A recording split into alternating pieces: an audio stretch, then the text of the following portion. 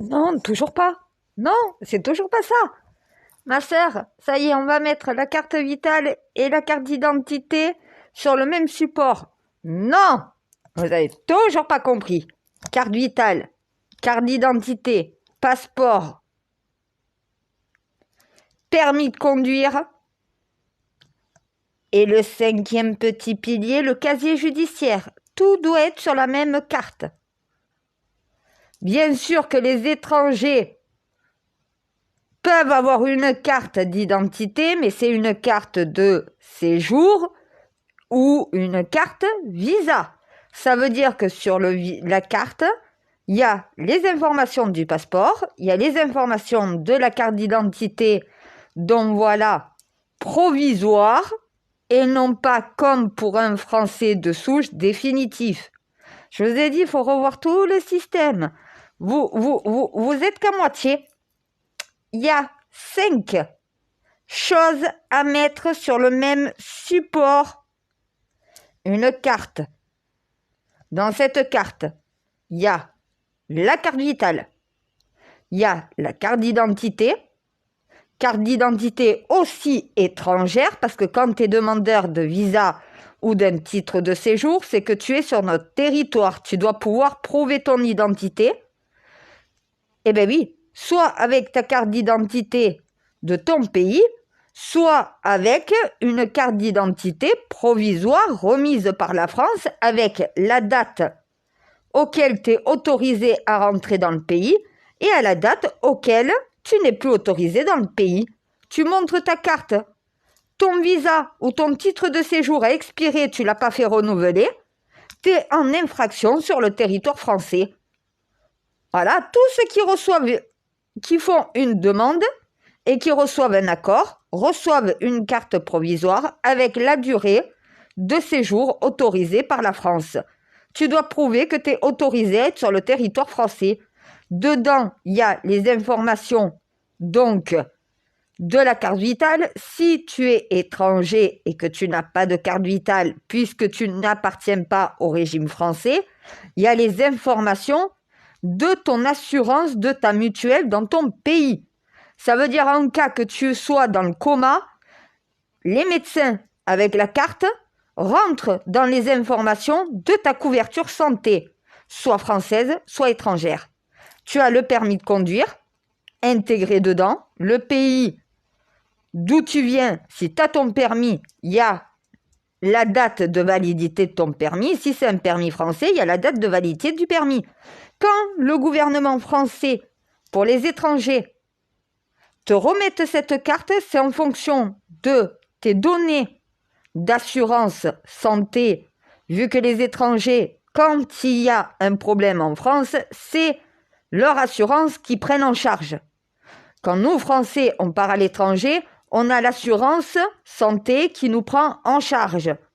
Parce qu'on va à l'étranger. Ça va être dans la carte provisoire pour les étrangers. Pour les Français, elle est définitive, elle n'est pas provisoire. T'es Français, donc elle est valable à vie. T'as juste à renouveler en allant dans une mairie ou dans une préfecture et à l'actualiser, vu qu'elle est numérique. Intelligence artificielle.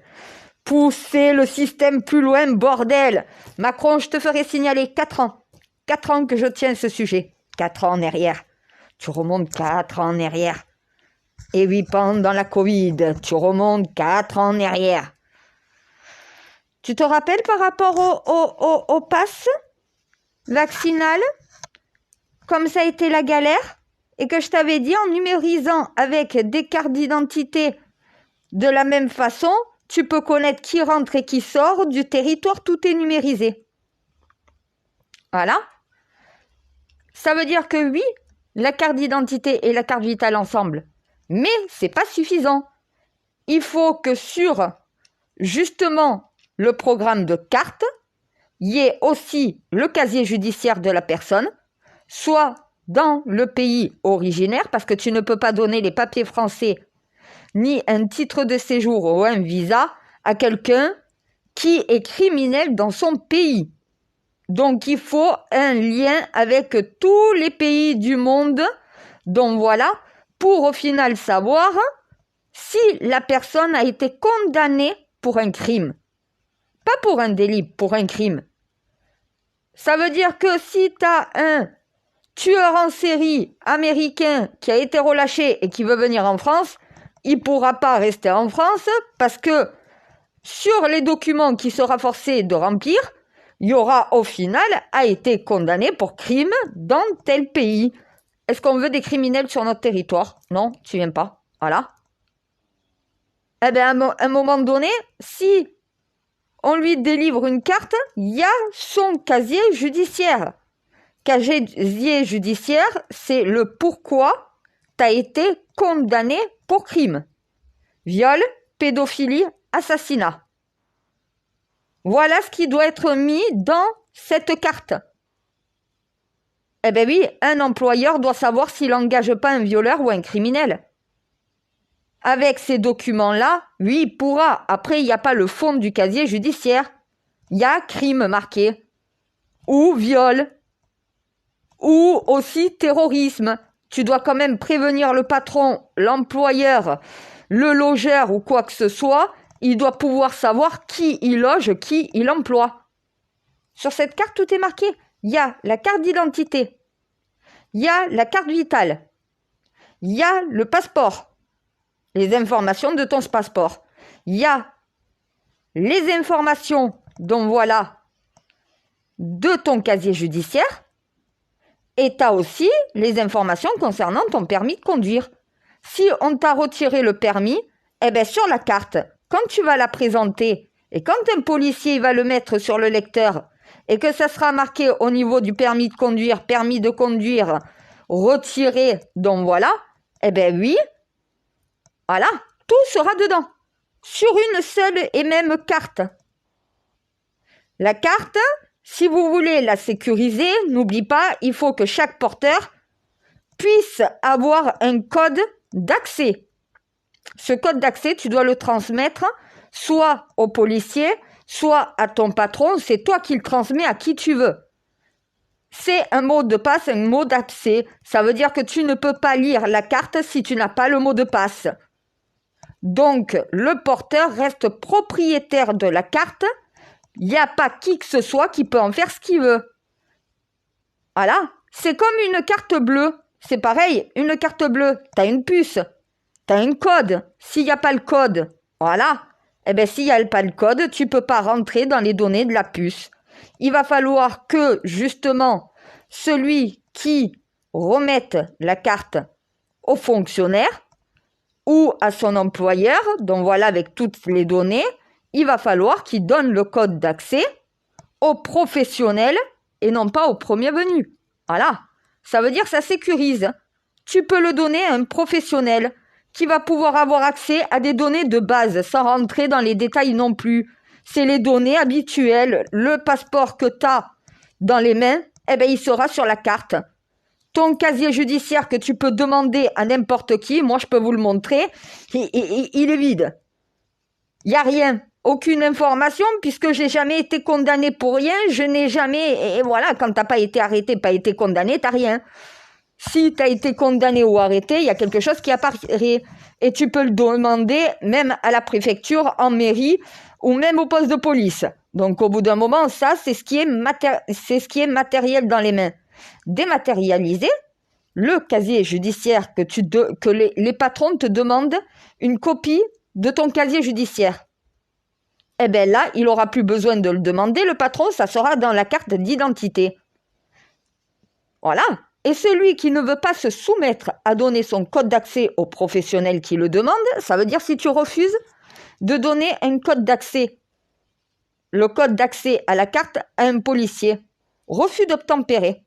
Il y a quand même un numéro de série sur la carte qui remonte au porteur. Eh bien oui. Sans rentrer dans la carte, le policier peut déclarer comme quoi il y a eu refus d'obtempérer, de présenter ses papiers d'identité.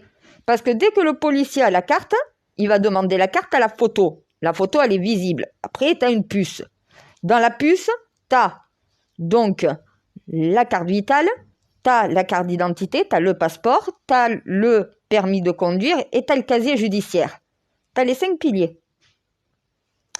Les 5 piliers sont là. Si le porteur ne donne pas le code d'accès, tu ne peux pas rentrer dans la carte. Mais il y a un numéro de série dans la carte qui remonte de toute façon au porteur de la carte. Voilà, ça veut dire qu'il ne peut pas y avoir de piratage parce que déjà sans le mot de passe que tu peux changer sur ton application, il y aura une application gouvernement pour pouvoir utiliser ça, pour pouvoir changer, pour pouvoir modifier donc voilà, des données, mariage, quoi que ce soit. Donc voilà, vous pouvez même y intégrer le livret de famille aussi si vous voulez. Vous pouvez mettre 6 choses dans la même carte, hein, avec un code d'accès de sécurité pour pouvoir rentrer dans la carte et obtenir les données, avec un numéro de série qui reste de toute façon éligible au porteur. Le nom, le prénom, la photo, donc voilà, ça c'est ce qui est de base, il n'y a pas les informations d'identité, il y a le nom, le prénom et la photo. Le numéro de série de la carte et après la puce, ça c'est sur la façade. À l'intérieur, tu as tout le programme. Ta carte d'identité avec toutes les données d'une carte d'identité normale. Tu as la carte vitale de la même manière avec toutes tes données de carte vitale et de prise en charge. Tu as ton passeport avec toutes les données relatives à ton passeport. Tu as le permis de conduire avec les données concernant ton permis de conduire, si tu as eu un retrait de permis, le nombre de points que tu as, tout est marqué dedans.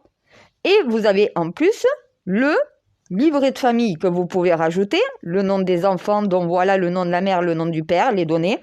Et vous avez aussi la possibilité de mettre le casier judiciaire. Tout en un seul.